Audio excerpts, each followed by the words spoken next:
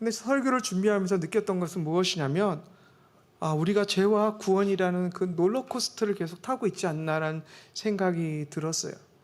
그래서 도표를 한번 이렇게 한번 그려보니까 이런 그림이 나오는 것 같아요. 하나님 우리를 창조하시면서 보기 좋았더라는 그 맥시멈, 축복의 시간이 있는데, 어느 순간에 아담과 하와가 죄를 짐으로 해서 뚝 떨어지는 거예요.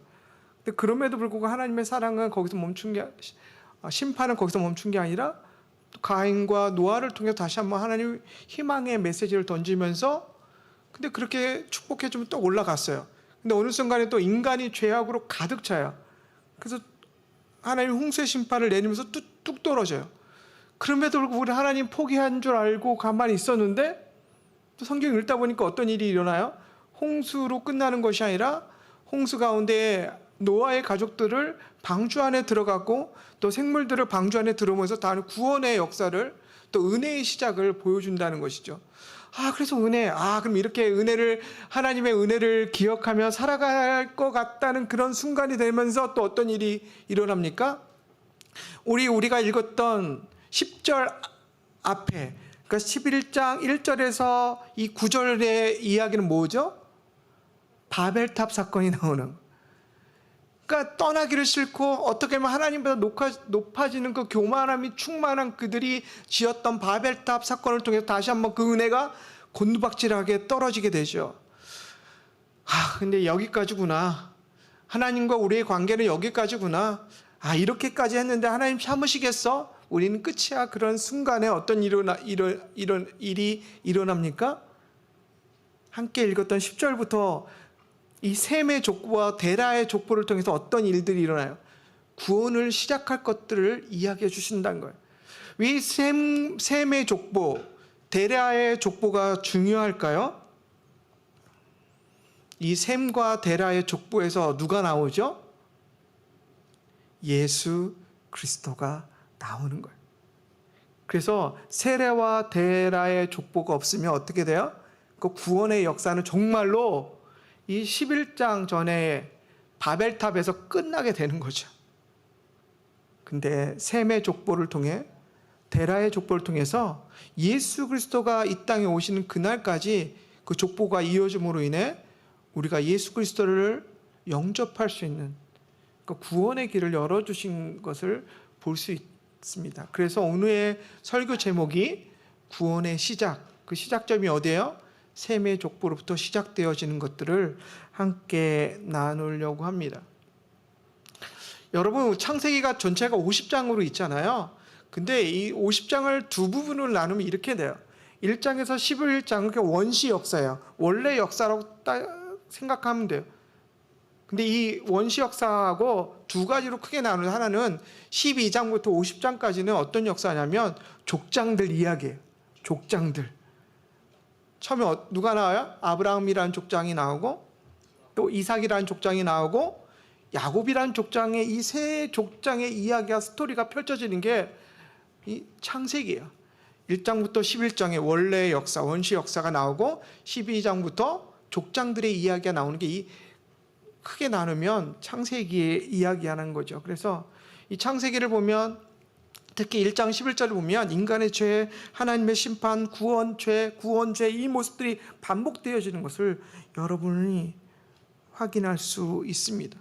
그래서 이걸 보면 이렇게 되더라고요. 1장부터 11장 그냥 외워두시면 좋을 것 같아요. 나중에 여러분들이 창세기를 볼 때 이걸 개념을 잡아놓으면 더 재밌을 것 같아요. 그래서 1장 15절은 원시 역사, 그래서 창조와 인간 타락, 홍수 심판, 바벨탑이라는 사건이 구원과 심판이 있던 원시 역사라고 하면, 12장부터 50장은 그냥 족장의 역사예요. 아브라함이라는 족장, 이삭이라는 족장, 야곱이라는 족장, 또 요셉에 대해서 이렇게 나온 것들을 여러분은 살펴봤으면 좋겠습니다.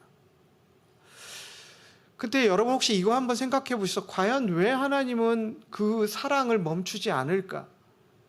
그 심판으로 이 사람들이 하나님이 모를까요? 내가 사랑을 베풀고 구원을 베풀다면 이들이 계속 그 구원에 대한 믿음과 사랑을 지켜갈 사람이 아니라는 것을 하나님 모르실까요? 그렇지 않은 것 같아요. 하나님을 알고 있음에도 불구하고 계속적으로 그 사랑하기를 결단하시는 거죠. 그래서 인간이 구원을 가져오는 것은 아니에요. 우리의 노력이. 여러분, 우리가 착각하지 말아야 될 부분이 있는데 그것은 무엇이냐면, 우리가 주일날 예배드리고 찬양하고 기도하는 거, 헌금 드린 거 너무 좋아요. 근데 이것이 구원으로 인도하는 것이 아니라는 사실을 기억했으면 좋겠습니다. 그럼 구원은 뭘까요? 하나님 자신이 의지를 돌이키는 거예요. 사랑할 거야. 이들이 또 죄를 짓지만 내가 사랑하기를 결정할 거야. 그 순간이 바로 구원의 순간이고, 그 하나님의 의지에 따라 그 구원이 결정된 사실을 여러분 기억했으면 좋겠습니다. 첫 번째 아담은 실패했죠. 선악과를 통해서 철저히 실패했습니다. 그러나 두 번째 아담 대신 예수 그리스도는 어떻게 해요? 실패하지 않았어요. 자기 몸을 십자가에 죽기까지 드림으로 인해 하나님이 원하셨던 구원의 계획을 이루신다는 것이죠. 하나님께서 우리에게 이 수많은 역사 속에서 우리의 죄악과 하나님의 사랑에도 불구하고 수많은 그 배반에도 기다리고 참으시는 이유는 뭐냐면, 그 예수의 구원이 우리 안에 주어질 때까지 기다리셨다는 거죠. 그래서 마태복음 28장 19절 이렇게 이야기합니다. 그러므로 너희는 가서 모든 민족을 제자로 삼아 아버지와 아들과 성령의 이름으로 세례를 주고 내가 너희에게 명령한 모든 것들을 그들에게 가르쳐 지키게 하라. 보라, 내가 세상 끝날 때까지 너희와 항상 함께 있을 것이다. 우리가 해야 할 일은 무엇입니까? 여러분, 전도죠. 선교죠. 왜 그렇습니까? 저는 전도를 이렇게 정의하고 싶습니다. 전도란 하나님의 구원의 역사를 이루기 위해 많은 영혼을 그 계보에 편입시키는 일. 다른 말로 이렇게 표현할 수 있어요. 하나님을 모르는 세상에 죄악이 있는 사람들을 예수님께서 구원하기 원하는 그 믿음의 족보 안에 이들을 포함시키는 거죠. 그게 바로 전도인 거예요. 여러분은 어느 족보에 있습니까? 제가 믿고 알고 있는 건 여러분 이미 믿음의 족보 안에 들어있는 거죠. 그로 인해서 여러분의 믿음의 족보가 나로 끝나는 것이 아니라 믿지 않는 여러분 친구와 믿지 않는 여러 주변의 가족들 가운데 그들을 그 믿음의 족보한데 초대하고 들어오게 해서 함께 그 족보를, 믿음의 족보를 이어가기를 원하시는 게 하나님의 마음이고, 그 방법 중에 하나가 전도이고 선교라는 사실을 여러분 기억하셨으면 좋겠습니다. 여러분들 구원의 족보, 여러분 할머니가 있고 할아버지가 있고 여러분 동생 있고 있을 거예요. 이 족보가 계속 이어질 거예요. 근데 여러분, 우리가 결정할 것은 무엇이냐? 심판의 족보로 우리를 이어갈 것인지 아니면 믿음의 족보로 이어갈까 하는 거는 여러분 결정하셔야 된다는 거예요. 근데 제가 믿고 소망하고 이런 상황들을 볼 때 여러분은 이미 구원의 족보, 믿음의 족보 안에 한 발걸음을 내디딘 사람이라고 저는 믿습니다. 사랑하는 파워웨이브 친구 여러분 이제 성장해서 결혼을 할 거예요. 남자친구들은 또 여자친구를 만나도 아름다운 가정을 꾸미게 될 거예요. 근데 여러분 기억할 것은 무엇이냐면, 여러분 구원의 족보, 믿음의 족보를 여러분 때에 멈추시겠습니까?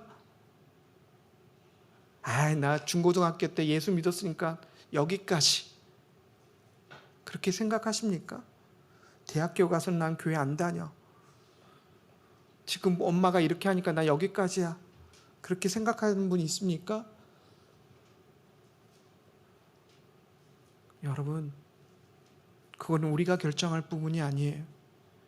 이 구원의 족보, 믿음의 족보를 향한 하나님의 마음은 우리가 결정할 것이 아니라는 사실을 여러분 기억하셨으면 좋겠습니다. 여러분이 지금 믿는 그 예수 그리스도를 통해서 주어지는 구원의 족보가 여러분 때에 멈춘 것이 아니라 세상은 여러분 때에 그 구원의 족보를 멈추게 할 거예요. 믿음의 족보를 멈추는 수많은 악한 일들을 행할 거예요. 근데 여러분 견뎌주시면 감사하겠습니다. 방금 전에 읽은 말씀 뭐예요? 이 세상 끝날 때까지 내가 너희와 함께 하겠다. 예수님이 함께함으로 여러분 이 구원의 족보를 이어가시는 우리 파워웨브 친구들 되었으면 좋겠습니다. 그렇다면 족보가 주는 의미는 무엇입니까? 셈의 족보, 또 10절에서 26절에 나온 셈의 족보와 그 뒤를 잇는 데라, 아브라함의 후손까지 이어지는 27절에서 32절의 이야기는 뭐냐면 하나님의 열심인 거예요. 여러분 혹시 하나님의 열심에 대해서 생각해 보셨나요? 우리를 향한 하나님의 그 믿음을 한번 여러분 생각해 보신 적 있나요? 수많은 사람이 때로는 나는 이것 때문에 못해. 나는 이 정도지. 내가 어떻게 그런 일들 할 수 있겠어. 목사님 앞에서 전도하라, 선교하라고 하지만 난 능력이 안 돼. 이거 하는 것도 바쁘고 저거 하는 것도 바빠. 나는 못해. 그러나 여러분 착각하지 말아야 할 부분이 있어요. 우리의 노력과 우리의 능력으로 되어지지 않는 부분이라는 걸 여러분 먼저 인정해야 되고, 그럼 무엇으로 그 다음 단계들이 진행될까요? 바로 이거라는 거예요. 하나님의 열심.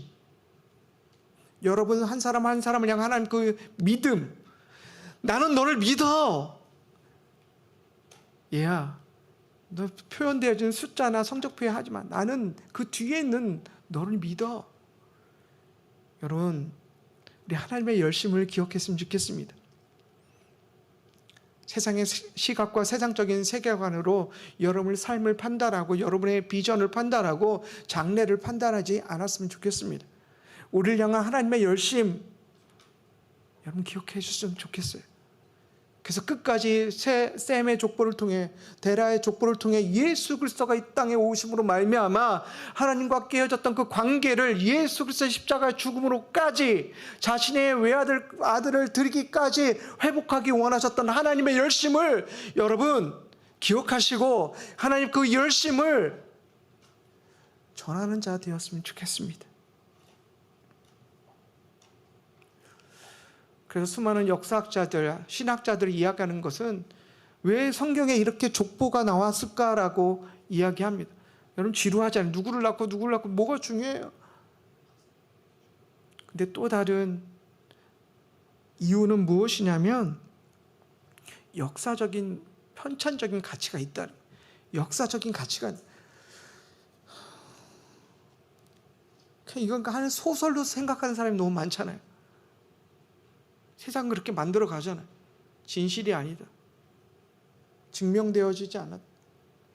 근데 우리가 함께 읽었던 족보처럼 이렇게 자세히 누가 누구를 낳고 그 사람이 그 사람을 낳았을 때 나이가 몇 살인지 구체적으로 이야기한다는 것은 무엇이냐면 역사적으로 또한 성경은 진리라는 사실, 진실이라는 사실을 말해주고 있다는 것입니다. 또한 족보가 중요한 것은 무엇이에요? 바로 자신의 정체성을 알아낼 수 있는 거예요. 여러분 혹시 어머니, 아버지한테 아빠 우리 족보 있어요? 한번 물어보세요. 옛날에는 많이 갖고 계셨는데 지금은 어떤지 모르지만 그 족보를 보면 나의 할아버지가 누구고 나의 할아버지가 누구고 나와 있어. 그걸 왜 우리는 보고 그 족보를 만들어가고 있습니까? 나의 정체성을 찾아가는 거예요. 내가 누군지 기억이 안 나고 내가 갖고 있는 그것들을 무엇을 해야 할지 모르는 순간에 이 족보를 봄으로 인해 나는 누구의 핏줄이고 내가 해야 걸어가야 할 길이 어떤 길인지를 알 수 있게 만드는 게 바로 이 족보라는 사실이에요. 그래서 성경에선 수많은 족보를 통해서 우리가 누군지를, 우리가 무엇을 해야 되는지를 이야기해 주고 있다는 사실을 여러분 기억하셨으면 좋겠습니다. 그래서 창세기 10장 11절 셈의 족보는 이러합니다. 셈은 홍수 후 2년 뒤에 100세 아르바삭을 낳았습니다. 셈은 아르바삭을 낳은 후 500년을 더 살면서 다른 자녀들을 낳았습니다. 아르바삭은 35세에 셀라를 낳았고 셀라를 낳은 후 403년을 더 살면서 다른 자녀들을 낳았습니다. 다시 한번 말씀드리면 이렇게 누가 누구를 낳은지 구체적으로 이야기했다는 것은 역사적인 사실임을 강조하고 있다는 것이죠. 그리고 사랑하는 파워웨이브 친구 여러분, 이 족보의 시작은 11장 10절이 아니라 여러분 나중에 집에 가서 한번 창세기 10장을 보세요. 그럼 야벳의 족보와 함의 족보도 같이 나와 있어요. 근데 야벳과 함의 족보를 보다가 이 셈의 족보를 보면 어떤 느낌이 드냐면 이 집안은 별로 없네, 별게 없네, 능력도 없는 것 같고 특이한 게 없네, 이런 느낌이 들 거예요. 근데 이것은 무엇을 말하냐면 우리의 삶도 똑같은 거예요. 내가 그런 것들을 해낼 수 있을까? 내가 그것들을 할 수 있는 능력이 내 안에 있을까? 하나님 나에게 비전을 주신다고 말씀하셨지만 그 비전을 향해 내가 온전히 달려갈 수 있을까? 그 비전들을 이루어가는 능력과 잠재력이 내 안에 있을까? 라고 생각하지만 난 평범해, 난 보통이야, 나에게 능력이 없어 라고 할 때 이 본문을 읽었으면 좋겠습니다. 야벳과 함의 족속에는 수많은 유명한 사람들이 많이 나와요. 세계 장수도 나오고 하지만 셈의 족보는 굉장히 평범해요. 이걸 통해서 우리가 함께 깨닫고 싶은 것은 이거라는 거예요. 우리가 주님께 순종하고 살고 있다면 평범한 일상 속에서, 평범한 삶 속에서 하나님의 역사는 일어난다는 사실을 셈의 족보를 통해서 우리는 확인할 수 있게 된다는 것이에요. 보통 사람 가운데 하나님의 그 일들을 서서히 만들어가고 있는 것을 셈의 족보를 통해서 우리는 확인할 수 있다는 거예요. 여러분 능력이 없다고 생각하세요? 보통 사람이라고 생각하세요? 여러분 그러면 희망이 있는 거예요. 저는 희망이 있는 것 같아요. 보통 사람이고 능력이 없습니다. 내가 능력이 안 되는 부분을 누가 채워요? 그분을 하나님 채우신다는 그 사실을 셈을 통해 데라의 족보를 통해서 우리는 확인할 수 있기 때문인 것이죠. 11장 27절에 보면 데라의 족보는 이러합니다. 드디어 26절까지 셈의 족보가 나오고 셈의 족보를 이어서 데라의 족보, 믿음의 조상이 되어지는 아브라함의 족보가 나오기 시작합니다. 데라의 족보는 이러합니다. 데라는 아브라함, 나홀, 하란을 낳았습니다.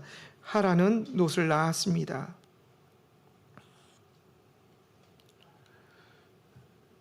이 또한 아브라함이 그 가족이 자신이 있는 갈대아 우르를 떠나 가나안 땅으로 가게끔 하나님이 역사하신 그런 모습들을 볼 수 있고, 그거에 또 데라의 가족들, 아브라함을 포함한 그 데라의 가족들이 순종하면서 하나님의 그 소망, 하나님에 대한 그 비전들을 이어가는 것을 우리는 27절로 볼 수 있습니다.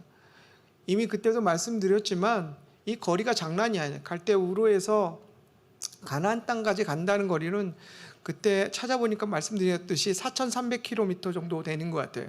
뭐 차가 있습니까? 비행기가 있습니까? 그냥 낙타 끌고 말 끌고 4,300km를 걷는다고 생각해 보십시오. 그것도 특별히 그 땅 가운데 장담되어진 어떤 것도 없는 상황에서 말이죠. 그냥 믿음으로 떠났던 것입니다. 그냥 아브라함의 여행은 언약의 여행이에요. 그러니까 하나님이 주셨던 그 언약만 붙들고 그냥 쭉 가게 되는 것이죠. 그것이 바로 창세기 12장 1절, 2절, 3절 가운데 나와 있습니다. 이렇게 믿음을 갖고 데라의 가족은 출발을 하죠. 근데 30절에 딱 보면 또 절망적인 이야기가 나와요. 뭡니까? 사레는 아기를 낳지 못해서 자식이 없습니다. 혹시 여러분 이것도 한번 생각해 볼래요? 족장시대 때, 아브라함이는 족장시대예요. 그 족장시대 때 족장이 자녀가 없다는 사실이 주는 의미가 뭘까요? 어떤 의미일까요? 그 가문은 그렇죠, 끝난 거예요. 소망이 없는 거예요.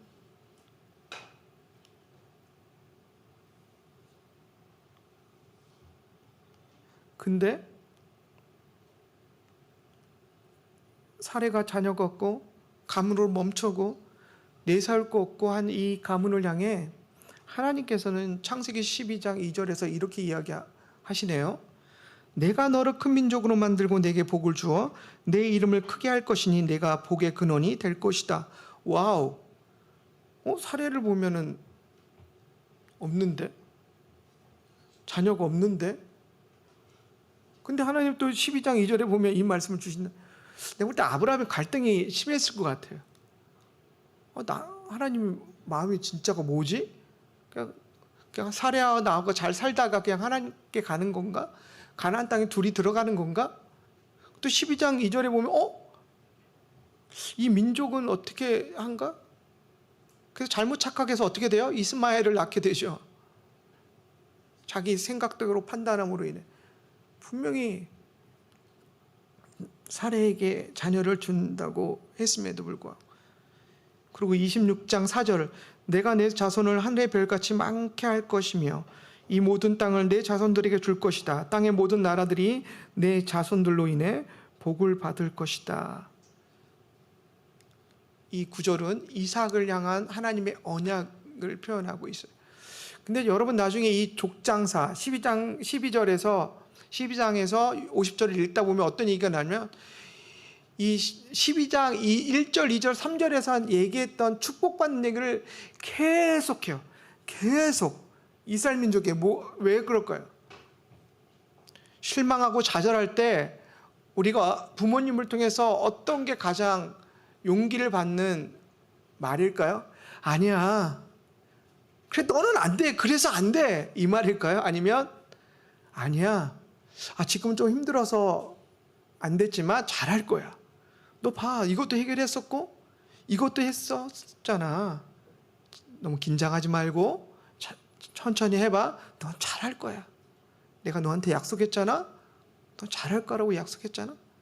마찬가지로 이 12장에서 50장까지 하나님 계속 격려하는 거예요. 인간의 죄와 인간의 연약함에도 불구하고 하나님이 우리에게 향해서 하셨던 일은 뭐냐면 계속 축복에 대해서 말씀하시면서 좌절하지 마.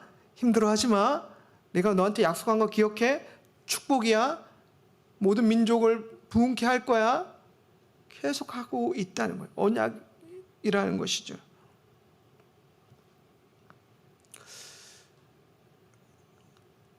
사랑하는 파워웨이브 친구 여러분, 어떻게 보면 가은이가 이야기했지만 아브라함의 가족은 자녀가 없어서 그냥 망하는 가문이에요. 태생적으로 안 되는 거예요. 이게 뭐 선천적으로 애를 낳을 수 없는 상황이 된 거예요.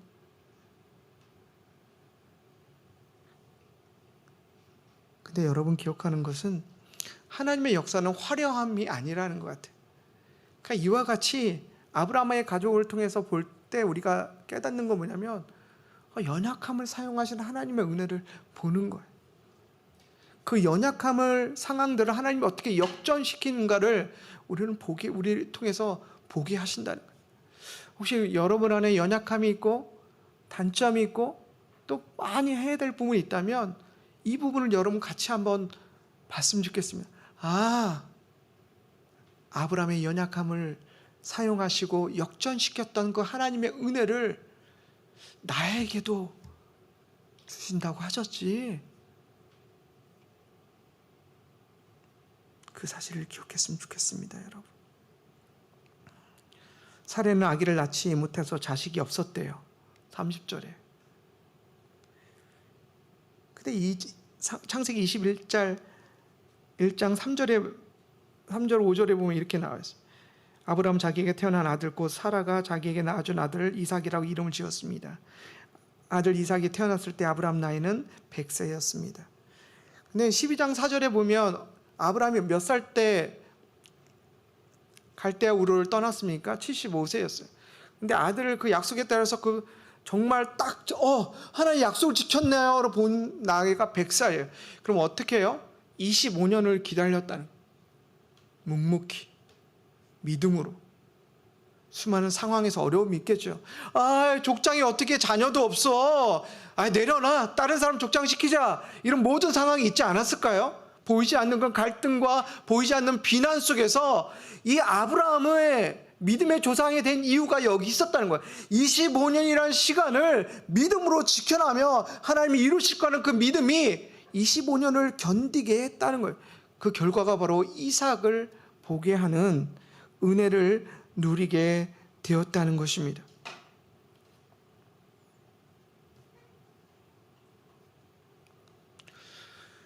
하나님의 현재의 고난은 우리 안에 있는 고난을 장래의 영광으로 바꾸실 거예요. 그랬잖아요. 아멘. 하나님 그렇게 하셨잖아요. 아브라함이 얼마나 고통스럽게 100살까지 99세까지 얼마나 힘들까.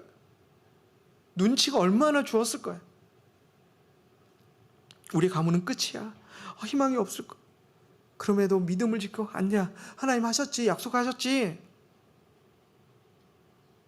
그 아브라함의 고난을 장래의 영광으로 바꿔주셨다는 것이죠. 그 얘기는 뭐예요? 다시 말씀드리지만 우리 연약함을 통해 큰 역사를 이루실 그 하나님을 기대하는 마음이 우리 안에 생긴다는 사실을 여러분 기억했으면 좋겠습니다.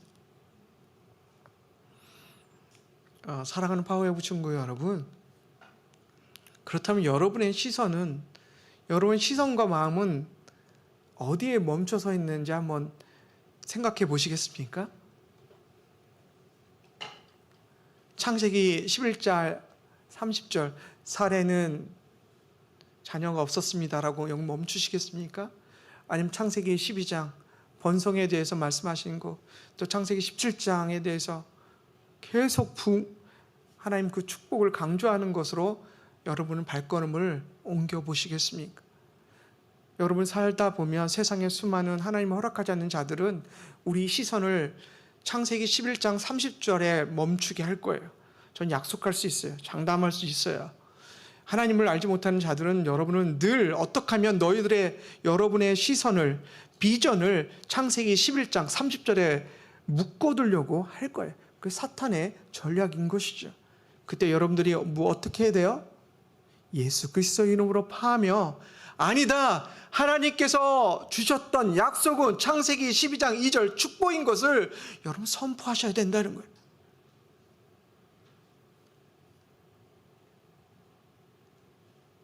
그때 여러분은 놀라운 것들을 보게 되실 거예요. 저희가 오래 살아서, 우리 선생님들이 제가 오래 살아서 여러분 옆에 계속 있으면서 이렇게 하면 너무 좋지만 아닌데잖아요. 여러분 또 대학교 가면 홀로서기를 하게 되겠죠. 그때 이걸 기억하세요. 나는, 나의 시선과 마음은 어디에 멈춰서 있는가? 세상과 하나님 알지 못하는 세력들은, 사탄은 우리의 시선을 11장 30절 좌절과 실패와 소망 없음에 두려고 하지만 여러분 그거에 속지 않았으면 좋겠습니다. 창세기 12장 2절로 나아가시고 창세기 17장 15절로 나아가는 우리 파워웨브 친구들 되었으면 좋겠습니다. 사랑하는 파워웨브 친구 여러분, 아브라함처럼 또 데라의 가족처럼 하나님을 만나면 절망이 희망으로 변합니다. 제 얘기가 아니에요. 하나님 이야기입니다. 그래서 우리의 삶은 계속 이렇게 굴곡이 지을 거예요. 롤러코스터를 타게 될 거예요.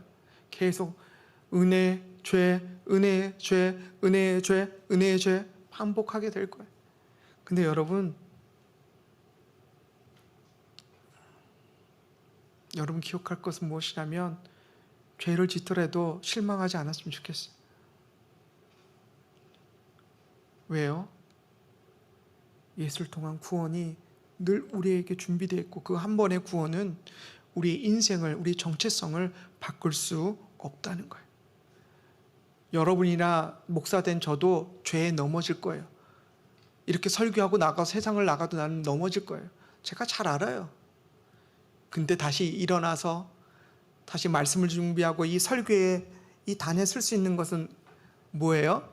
예수 그리스도의 십자가의 은혜가 우리를 쓰게 하는 거고, 그 십자가의 은혜는 우리 정체성을 어떻게 변화시킬 수 없다. 그것을 아브라함을 알았다는 거예요. 로마서 6장 23절 죄의 대가는 죽음이요 하나님의 은사는 그리스도 예수 우리 주 이 안에 있는 영생임을 여러분 기억했으면 좋겠습니다. 우리의 임무는 무엇입니까 여러분? 구원으로 인도해야 하는 임무가 있어요. 어떻게요? 주변에 믿지 않는 친구들, 또 믿지 않는 가족이 있다면 그들을 믿음의 족보 가운데 그들이 들어올 수 있도록 도와주는 일이 바로 우리의 임무라는 사실을 기억했으면 좋겠습니다. 하나님께서 우리를 향한 구원을 시작했듯이 우리 또한 누군가의 구원이 시작될 수 있도록 우리는 노력해야 된다는 거예요. 삶 가운데 실천해야 된다는 사실을 여러분 기억했으면 좋겠습니다. 그래서 믿음의 족보가 우리 때에 끝나지 않고 우리 자손에도 흘러갈 수 있도록, 또 우리만 그 믿음의 족보를 지키는 것이 아니라 내 형제가, 내 할아버지가, 내 아버지가 또한 그 믿음의 족보 안에 들어올 수 있도록 우리는 함께 노력해야 된다는 것이죠. 파워웨이브 친구들은 우리로 믿음의 자손이 되어 의인의 계보에 속하게 하신 하나님의 은혜의 영광을 늘 감사했으면 좋겠어요. 우리의 은혜가 우리의 노력이 아니라 예수 그리스도의 그 십자가 은혜로 말미암아 우리가 이 자리에 서 있다는, 믿음의 계보 안에 들어갈 수 있었다는 사실을 여러분 기억했으면 좋겠습니다. 제가 믿음의 계보를 이어가는 사람들 좀 보여드릴까요? 여러분은 가족 주일 예배를 어떻게 생각하시나요? 굉장히 중요한 예배. 그때 제가 말씀드렸죠. 방주 안에 들어가는 모습을 여러분 상상한다고. 그 방주 안에 들어간 사람들 뭐예요? 다른 말로 믿음의 계보를 이어가는 사람들이라는 거예요. 얼마나 감사한 일인지를 여러분 모르겠습니다.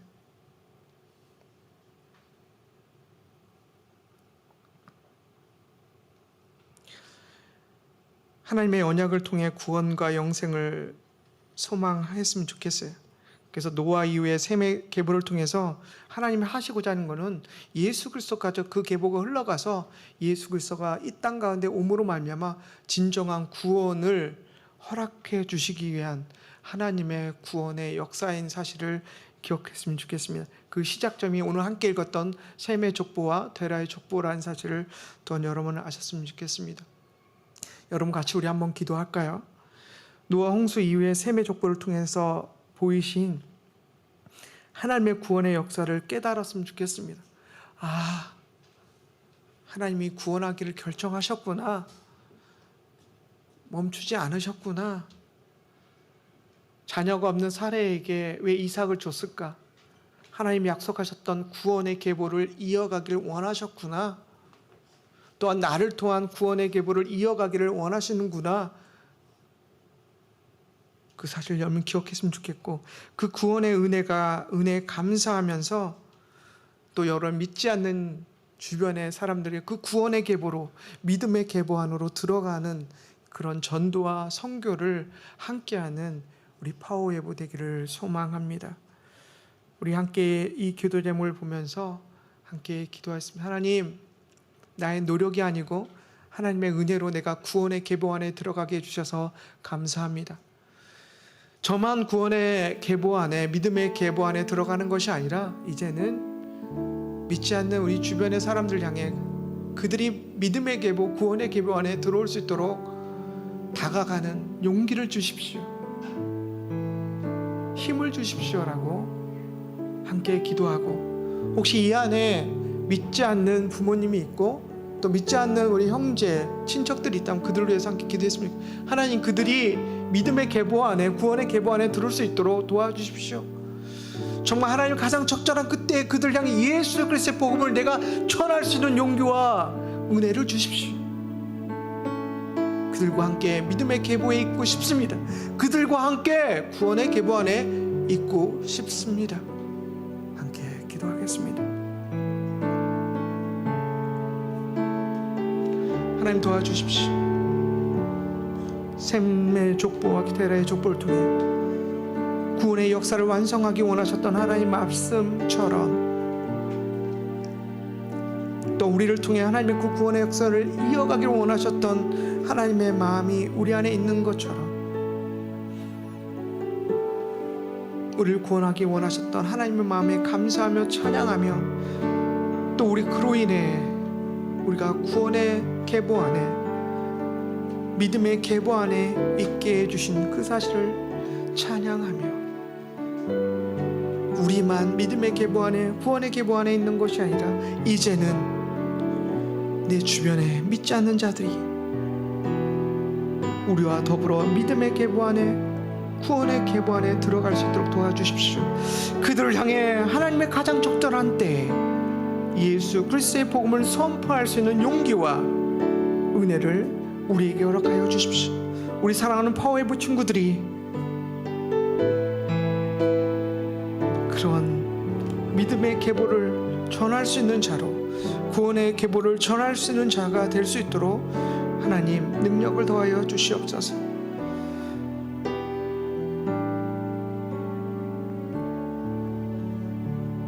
하나님 감사합니다.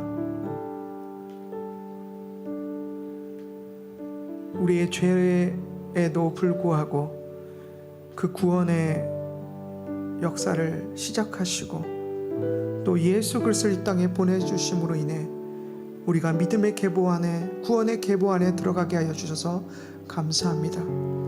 그런데 하나님, 이제는 우리만 믿음의 계보 안에 있는 것이 아니라 내 주변에 믿지 않는 자들 또한 그 믿음의 계보 안에, 구원의 계보 안에 들어갈 수 있도록 우리에게 능력을 주셔서 예수 그리스도의 복음을 선포할 수 있도록 도와주시옵소서. 그런 믿음을 선포하며 믿음의 계보를 지켜가는, 구원의 계보를 지켜가는 우리 파워웨이브 친구들 되게 도와주시옵소서. 그로 인해 우리의 시선과 마음이 창세기 11장 30절에 머무는 것이 아니라 우리를 향해 축복을 더하기를 소망하신, 또 결정하신 창세기 12장 1절, 2절, 3절로 도약해 나아가는, 발걸음을 옮겨가는 우리 되게 도와주십시오. 그렇게 하실 하나님 찬양합니다. 예수 그리스도 받들어 기도드렸습니다.